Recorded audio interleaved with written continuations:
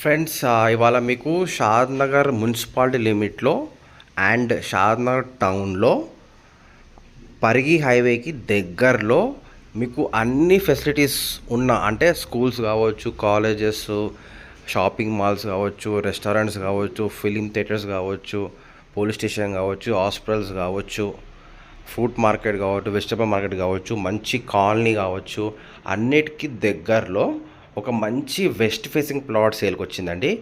మీకు ఎక్కడ ఏంది అనేది మీకు క్లియర్గా ఎక్స్ప్లెయిన్ చేస్తాను అనమాట. మీకు కనిపించేది వచ్చేసి అది పరిగి హైవే అండి.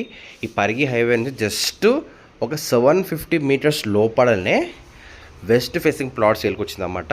ఇదండి, ఇది రోడ్ అనమాట. ఈ రోడ్ ఆనుకొని ఏదైతే మీకు కనిపిస్తుందో ఈ 4 స్టోన్స్ ఉన్నాయి కదా, ఇది ప్లాట్ అనమాట. సో చుట్టుపక్కల వచ్చేసి చాలామంది గవర్నమెంట్ ఎంప్లాయీస్ ఉన్నారు, బ్యాంక్ ఎంప్లాయీస్ ఉన్నారు. బ్యాంక్ ఎంప్లాయీస్ కూడా వాళ్ళని చెక్ చేసుకుని తీసుకుంటారు కదా. సో ప్రాపర్టీ క్లియర్ అని చెప్పొచ్చు.